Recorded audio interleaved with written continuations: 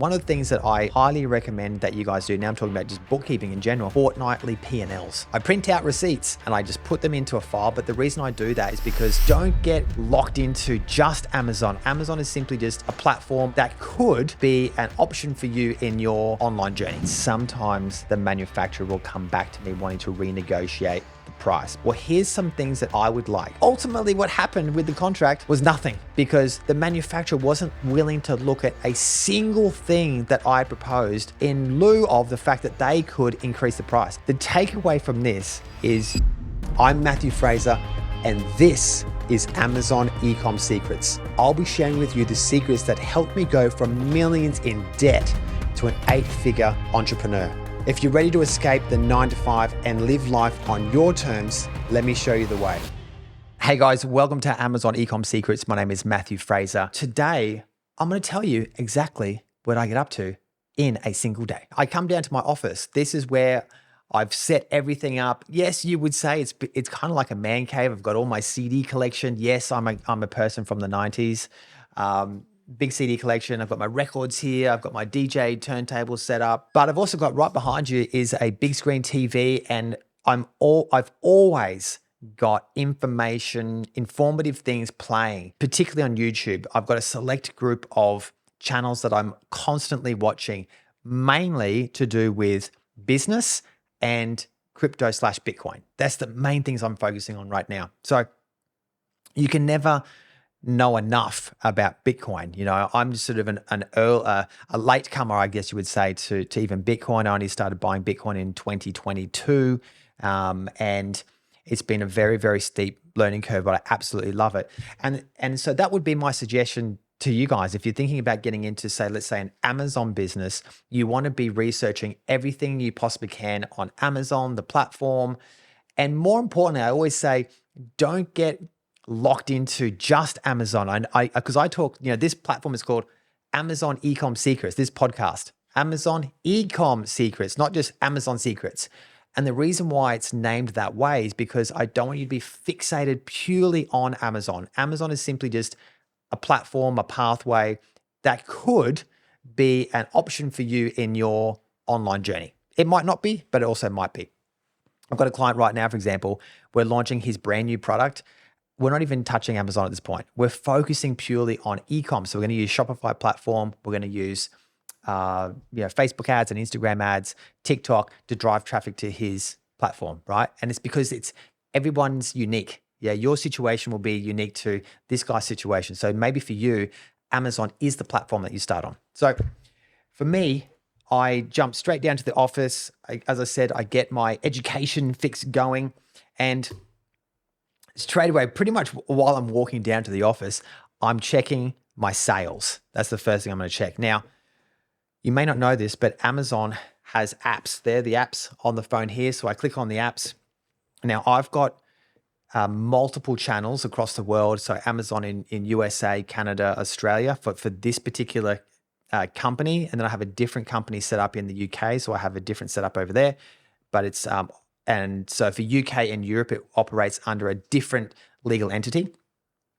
So I'm going to check the sales. And I guess when I'm checking the sales, I'm really seeing just very at a glance, are the sales consistent? So for me, mostly it's consistent. If it's not consistent, in other words, let's say I open up one day and I'm doing half the amount of sales that I'm normally waking up to, I know there's a problem, right? And as you can appreciate, businesses don't come without problems. There's always going to be some issues. So as an example, the other day I woke up and I'd done half the amount of sales that I normally do. I'm checking them like, okay, I jump into my inventory to check and see if the listing is actually even active, because sometimes Amazon may have shut down the listing. There may be too many returns, whatever it is, Amazon's just sort of put a suppressing on your listing. That means no more sales, which means you've got to take action to get things back going again. But for me, in this particular case, what had happened was there was what I call a rogue seller. So someone who's jumped onto my listing, who's now also trying to sell my exclusive product. Now I know that they can't be selling the exact same product because I have a very unique barcode, right? That gives me, nobody else has that barcode. Now, how do they do that? Well, they simply do something where they put They jump onto the listing and they're probably fulfilling it themselves. So they're not sending it into Amazon, which is their kind of loophole of jumping on the listing. So they're selling a similar product, but it's not the product.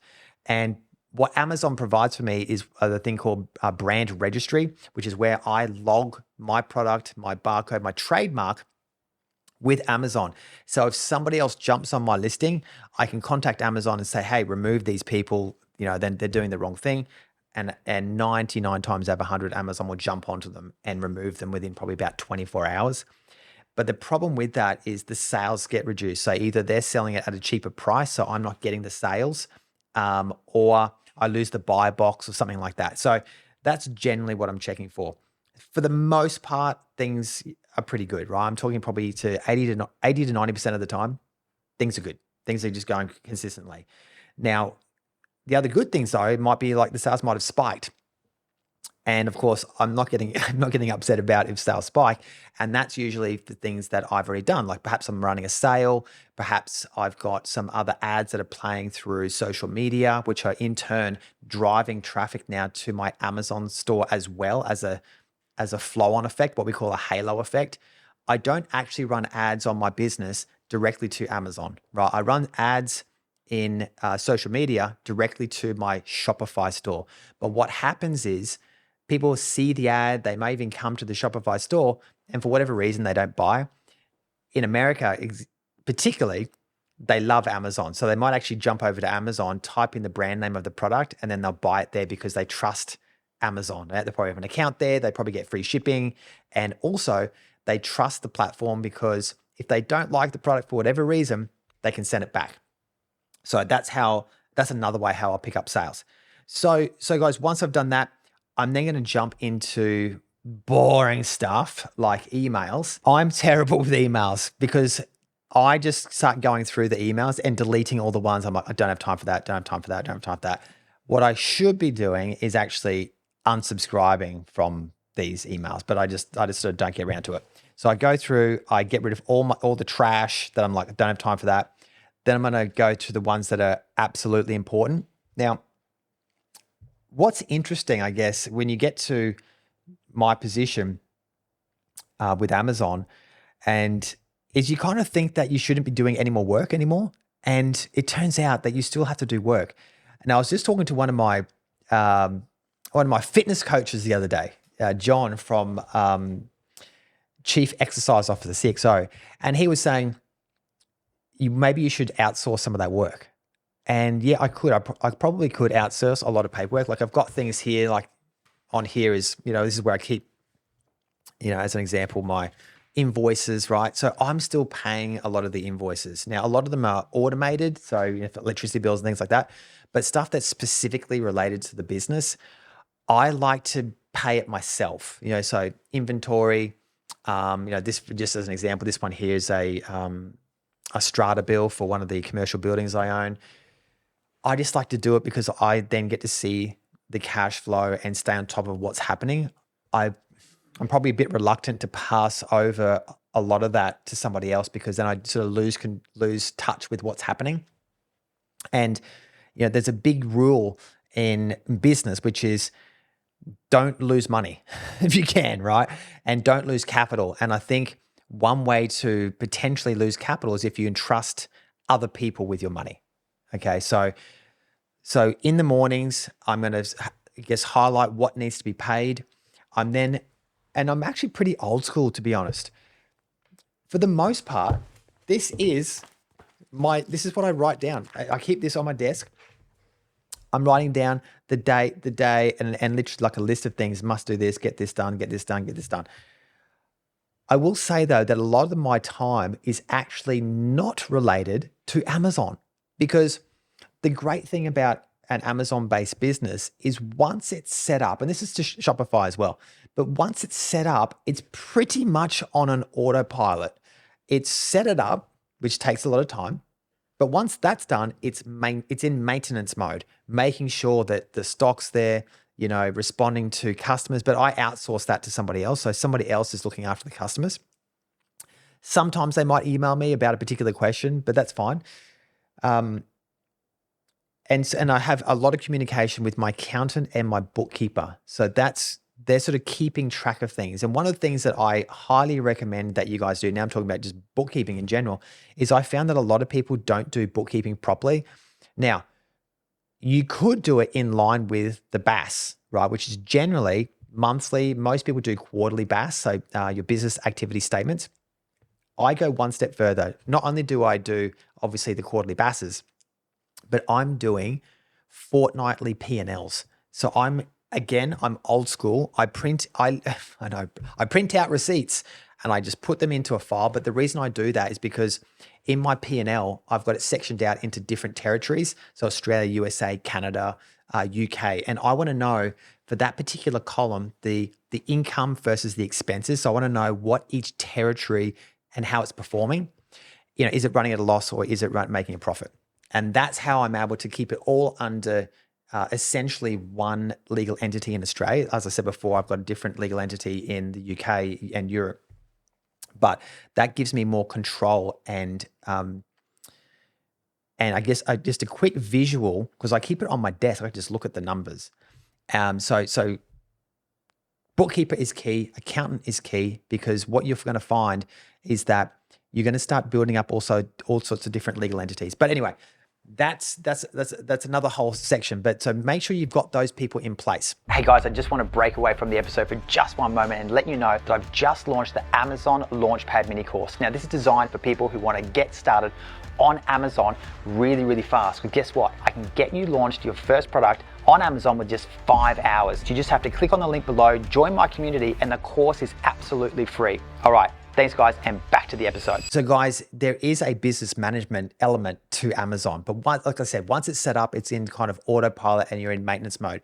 The great thing about it, although I'm sitting here at my desk and I'm pointing out my invoices and I'm in touch with the bookkeeper and doing emails, I can step up from here and walk away at any time. And sometimes I have to remind myself of what it's like in what I call like the matrix world, the 9-to-5 matrix world, which is you'd be at a desk and you're like, oh, I need to go to the toilet. Oh, I have to check out. I have to press a button, or I've got to report to the manager or something crazy thing like that. I don't have to do any of that stuff. The luxuries that I've got is once I've been down here in the morning, I then go to the gym. So I'm going to the gym 3 times a week. I've got a personal trainer there. I've got an appointment. I meet that appointment. I then get home and I take my girls into school. Right? Most parents don't get to do that. Yeah. So I'm in a very, very fortunate position to be able to spend that morning time with the girls, and we go down there and I spend time with them at the school. I've got a 10-year-old and a 5-year-old. So and then after that, I then go and get my favorite coffee and then I chill there for a little bit. And then if I'm feeling up to it, I might drop into my showroom and I might look at my cars and I don't know, polish them or something.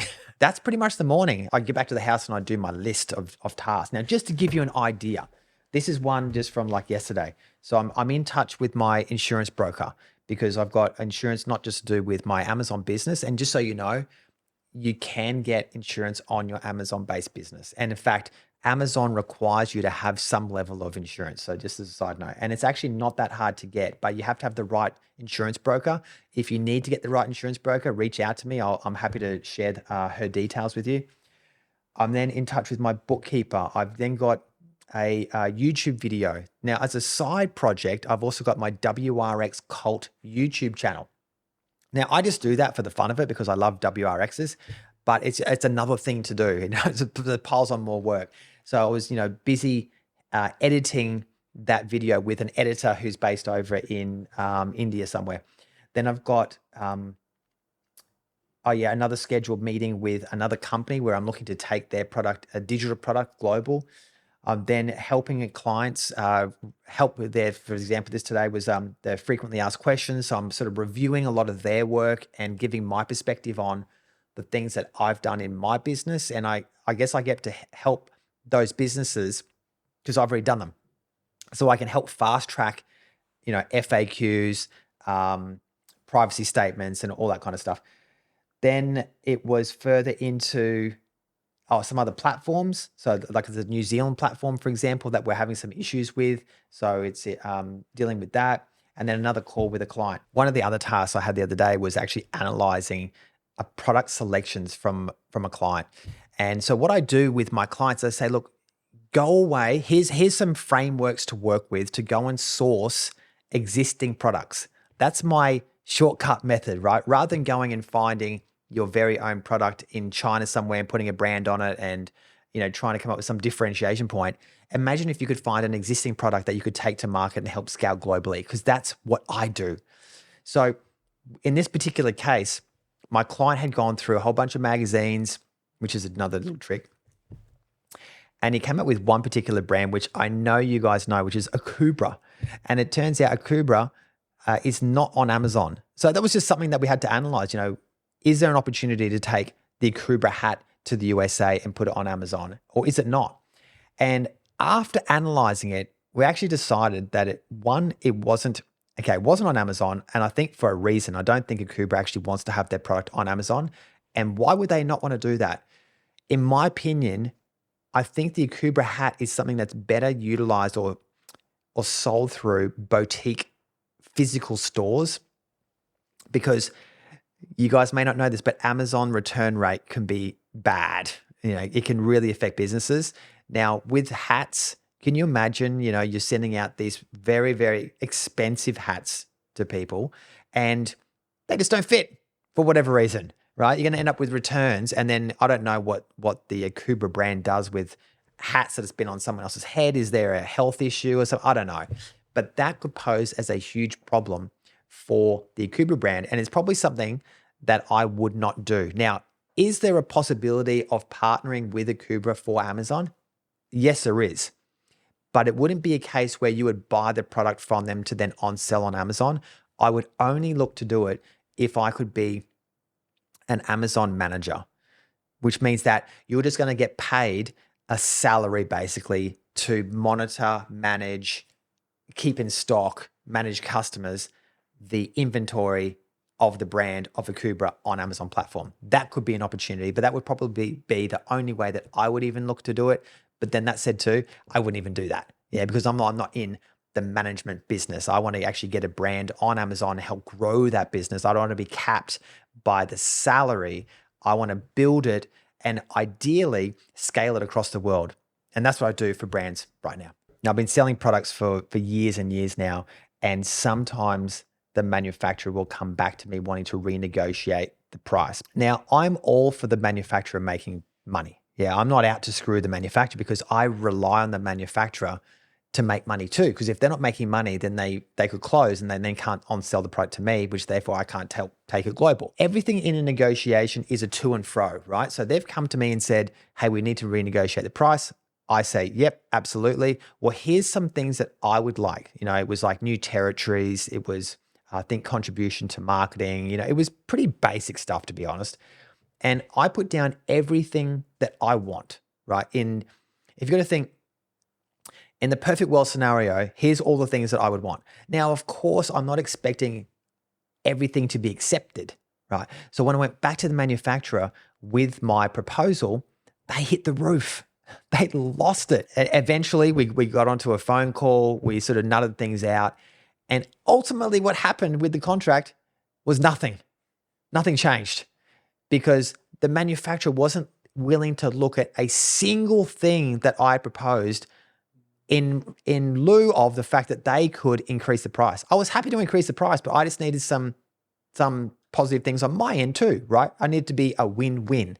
And ultimately, it wasn't a win-win. And so the contract has stayed exactly as is, and the pricing hasn't changed at all. The takeaway from this is, make sure you speak to someone like myself to get a perspective on how the contract should be put together from the get-go. So that's what I do now. I help people put the contracts together, knowing what I know now, right, about how I would structure the contract to put yourself in the best position possible for the future. Because I can tell you, just one little stroke of a pen and you could fuck it all up. So then, guys, once I've wrapped up all that, I usually have some time to focus on building the business. One thing I'm always focused on is how I can increase my wealth, protect the wealth, and maybe go into acquisitions of other businesses. That's something that I'm always thinking about. But on top of all that, the thing that I'm constantly thinking about is how I can best serve my clients. You know, it just plays on my mind all day. Okay, what are they doing now? Can they do this? Can they do this? And so we fortunately get to stay in touch with my one-on-one clients through WhatsApp, and we can just shoot each other messages through the day. When it comes to the evenings, that's when I usually book in my one-on-one calls. One of my clients, he's doing this incredible product, which is, it helps in the waste management business. All right. It's a waste management solution, and he's designed it himself. And so one of the things he's just sent me is these pictures right here. And I was having a conversation with him last night about how we can improve the hero image of the product. And these ones look really, really good. However, I think I'm going to go back to him and get a couple of things changed. Hey, Abby, how you doing? Good, thanks, mate. Hey, tell me, I just got those images that you sent through. There was only one little thing that I thought would make it a little bit better. I think that first one that you sent through to me, yeah, the one on the angle, I also wanted to have the bags on the angle as well. Oh, I'm not facing that way. Yeah, remember how I said have the side of the bag so you can see the roll, so you can see the roll of the bags? Yep. Yeah, because front on, the only way you know it's a bag, a bag of a roll of bags, is because it says bin liners, but we don't actually know it's a roll. We sort of assume it is. Yeah, I get you. We know it is because we know what it is. You know what I mean? All right, done. I'll do that. I'll change that so it's on an angle. Yeah, and I think that's going to be really, really great to have as our hero image for the Amazon listing, and also as well for the Shopify store. I think they're going to come up really, really well. All right. I'll pass them on to Martin, and he can on the include with your bin mate. Yeah, we change that one with the box and everything, and just put that on there.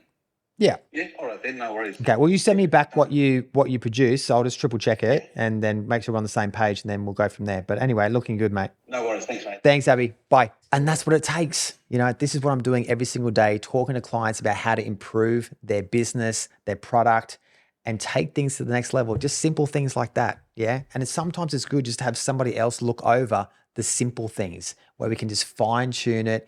And that fine tuning will ultimately end up in more sales and more profit. All right, guys. So that's pretty much it. That wraps it up for this episode. I hope you've enjoyed having a little bit of a sneak peek behind the scenes of what it's like being an Amazon e-com seller. And as you can see, it's not so bad, right? It certainly beats having to be a slave in the 9-to-5 matrix. I hope you can break it. All right, take care. Thanks for tuning into Amazon e-com Secrets. If you enjoyed this episode, the best way to show your support is to give a 5-star review on Apple Podcast and Spotify, and make sure to subscribe on YouTube so you don't miss an episode. You can also find more at I'm Matthew Fraser on all social media platforms. Thanks so much. Take care.